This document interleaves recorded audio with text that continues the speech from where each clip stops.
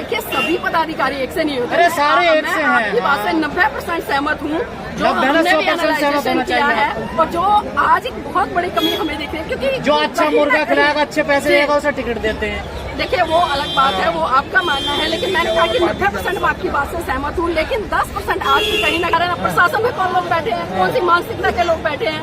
जिस मानसिकता के लोग बैठे हैं, जिसकी सरकार है उसकी तो चलेगी ना, या उन दलितों को चलेगी जो दारू के बदले या अपना वोट दे आते हैं, 500 रुपए के बदले अपना वोट दे आते हैं, बताइए किसकी चलेगी। उत्तर प्रदेश में लगातार एक के बाद एक घटनाएं ऐसी हैं जो दलितों पर अत्याचार शोषण कर, लेकिन उसके बाद भी दलित नहीं जाग रहा है। अभी मान्यवर साहब तो कहते थे दलित मुस्लिम करो विचार, कब तक कहोगे अत्याचार है। देखिए जितेंद्र जी, मैंने पहले ही कहा था कि जो साहब मान्यवर काशीराम जी ने काम किया वो शायद आज पार्टी काम नहीं कर पा रही है। अगर काम करती तो शायद हरियाणा का रिजल्ट बहुत अच्छा होता। इससे पहले 2022 में उत्तर प्रदेश में चुनाव हुआ, उसका रिजल्ट होता।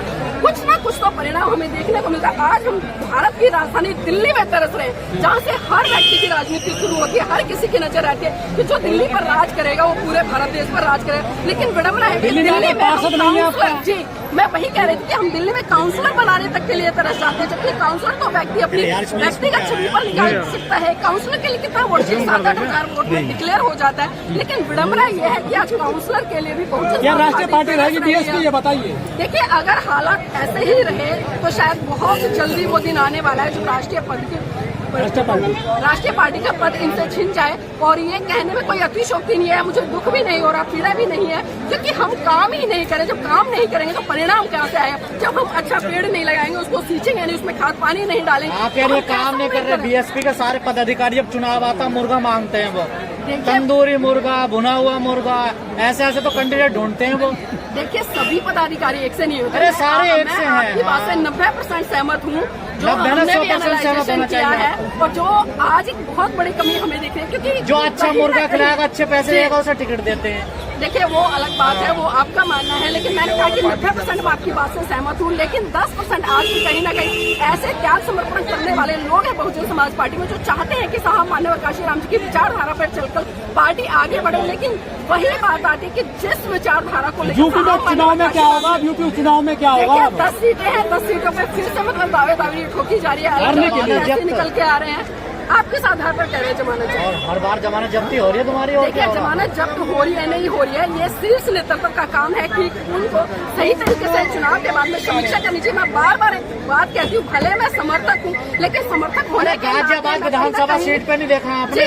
रवि गौतम को पहले टिकट दे दिया, फिर उसको बाद में आप जेल पहुंचा दिया। देखिए रवि गौतम जी का जो प्रकरण रहा, मैंने भी सुना, वास्तव में ये एक सोचनीय विचार है। आप किसी भी मतलब उस गरीब के पास पैसे नहीं है तो उसे टिकट नहीं मिलेगा, फिर उसका टिकट काटना ये वास्तव में बहुत ही दयनीय स्थिति और बहुत दुख वाली बात है। लेकिन कहीं ना कहीं बहुत सारे लोगों ने एलिगेशन भी लगाया कि रवि गौतम जी इसलिए चले गए, वो कहीं वोट थे, ये थे, वो थे, मतलब बहुत सारी चीजें हैं। लेकिन जब तक हम सच्चाई पर जाकर चर्चा नहीं करेंगे, सच्चाई को नहीं समझेंगे, तब तक शायद कुछ नहीं हो सकता। और दलित आज इस समय अलग थलग अकेला पड़ा है, कैसे अब क्या होगा इसका?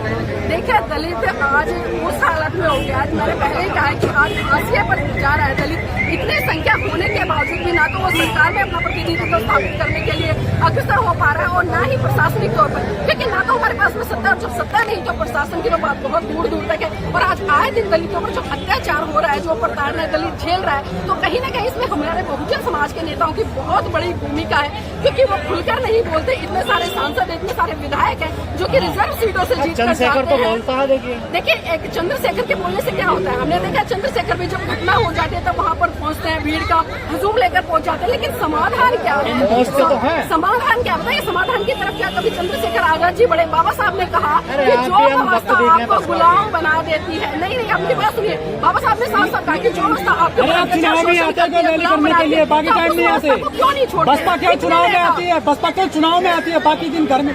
भाई साहब बसपा चुनाव में आती है नहीं आती है, ये सवाल आपको बहन कुमारी मायावती जी से करना चाहिए था। वो थे माननीय आकाश आनंद जी से करना चाहिए था, बसपा के तमाम बड़े बड़े नेताओं से करना चाहिए था। मैं तब मानती, आप किसी भी कार्यकर्ता को पकड़ कर इस तरह के सवाल करते तो शायद कार्यकर्ता तो आज भी समर्पण त्याग बलिदान के साथ में लगा हुआ, वो तो आज भी अपना घर फूंक कर तमाशा देख रहा है। लेकिन सवाल इन बड़े नेताओं पर खड़ा होता है जो हर स्टेट में प्रतिनिधित्व कर रहा है पार्टी का, और बहन जी पर खड़ा होता है, क्योंकि बहन जी को हर बार समीक्षा करनी चाहिए। और जो नेता है, जो पदाधिकारी बने हुए, अगर वो काम नहीं करते तो तुरंत एक के बाद एक को हटा देना चाहिए।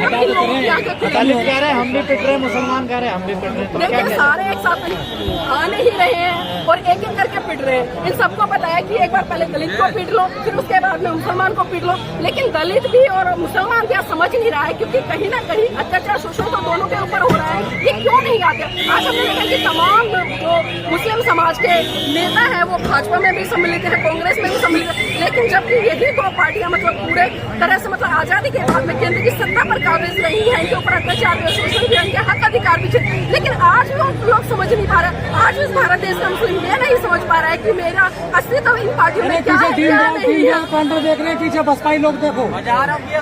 देखिए वो अलग बात है, वो कैलेंडर का व्यापार है, वो तो एक तरह से पुण्य लेकिन ये बताइए, जिस बाबा ने अभद्र टिप्पणी करी पैगंबर को लेकर वो बाहर घूम रहा है, और जो दलित न्याय दिलाने गए वो जेल चले गए। अभी देखिए तक सरकार किसकी है?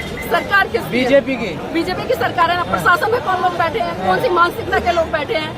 जिस मानसिकता के लोग बैठे हैं, जिसकी सरकार है उसकी तो चलेगी ना, या उन दलितों को चलेगी जो दारू के बदले या अपना वोट दे आते हैं, 500 रुपए के बदले अपना वोट दे आते हैं, बताइए किसकी चलेगी?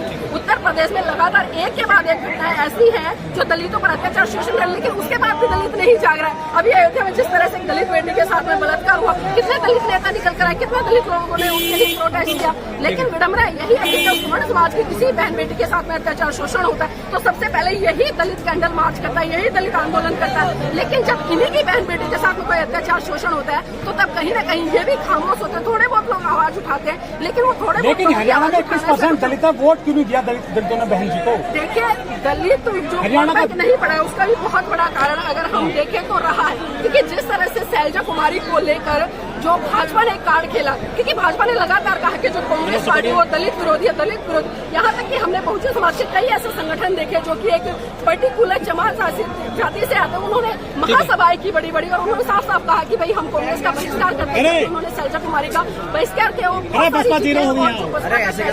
आना चाहिए, वो नहीं आया क्योंकि बसपा का कैडर कहीं ना कहीं खत्म